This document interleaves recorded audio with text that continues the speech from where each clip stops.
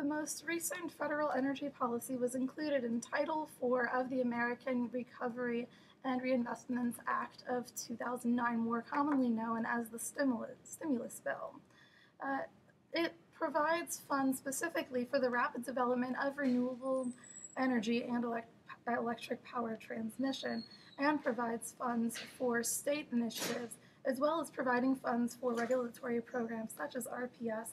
However, it does not define or set up the said program. The main critiques of the current federal energy policy are it is targeted mainly for residential areas, which only incorporate 37% of total U.S. energy production. And secondly, funds are allocated to alternative energy programs, but there are no mechanisms to give these funds to these programs. People are unaware of the process to get monetary incentives to install alternative energy in their homes. The alternative I propose is that we regulate the utility companies and the federal government establishes a renewable portfolio standard. And the most effective way to implement renewable energy into the economy is to establish this renewable portfolio standard. First of all, it would require utility companies to generate a certain percentage of renewable energy into the economy.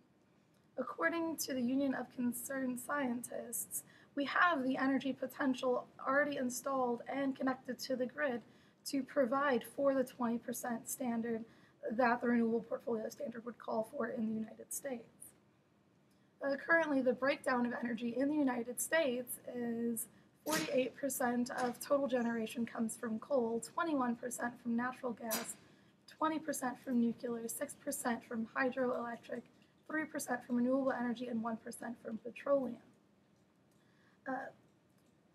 By implementing the federal renewable portfolio standard, we can reduce the use of coal generation and replace that with 20% from renewable sources. To define what I mean by renewable sources, it is sources other than fossil fuels and nuclear power, including but not limited to wind power, solar power, geothermal power, hydroelectric, tidal, and municipal waste.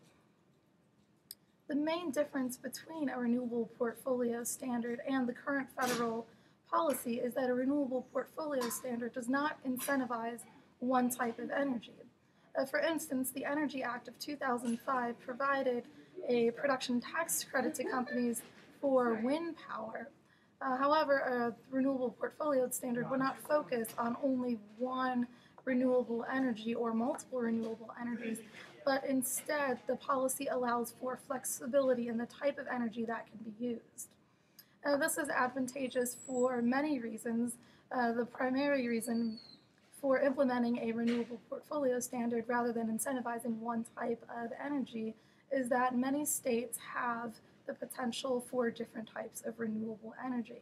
The Midwest has the primary type of energy being biomass, whereas coastal regions are primarily wind power, and the West Coast and southern regions are primary for solar power. Implementing a renewable portfolio standard would allow for states and utility companies to use a certain percentage rather than a specific type of energy. And once we have set up a renewable portfolio standard, utility companies would be required to generate 20% of their electricity from alternative forms. Renewable energy credits would be the measure for utility companies that cannot produce alternative energy to still participate in RPS. The renewable energy credits are a method of trading. The reason for a federal RPS policy is it would be more effective than the current incentive-based policy because it is a regulation. It is a guarantee that 20% of U.S. electricity will come from alternative forms. The incentive-based policies rely on consumers and what they think of energy policy, whereas a federal renewable portfolio standard would ensure that renewable energy is implemented into the economy. The Center for Energy and Environmental Policy has analyzed the state policies that have developed in lieu of a lack of federal leadership on the energy issue. According to Brine et al., 23 states and the District of Columbia have enacted renewable portfolio standards, while another 14 states are considering RPS regulation. These policies have become stronger since their implementation, and states have been increasing the standard due to their success of their renewable portfolio standards. Although these state policies are strong, they would be stronger if we had one unified, solid federal portfolio standard.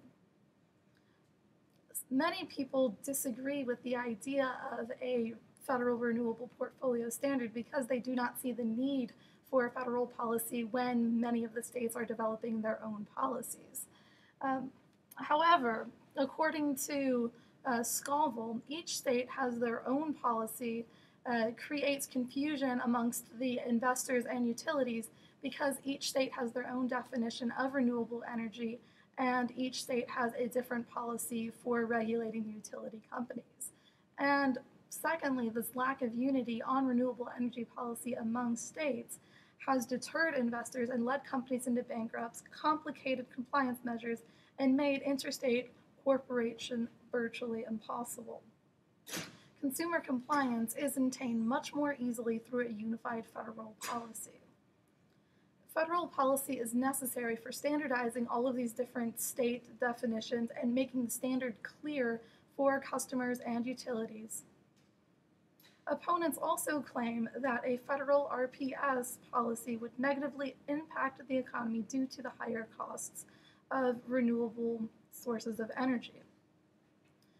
This claim is false because the price of renewable energy credits will drop as they are implemented into the market. Utilities who generate renewable energy above the standard will sell their credits to utilities who do not meet the standard. And overall, RPS would reduce the cost of renewable energy credits nationwide. In conclusion, the renewable energy generation should be increased to 20%. We have the potential to increase the standard in the future, but for current implementation, 20% is a feasible source as previously outlined. Renewable energy cannot supply all of U.S. electricity needs, and we cannot simply replace coal generation with a different form of energy. However, we can begin the transition to a cleaner energy future through the implementation of a renewable portfolio standard.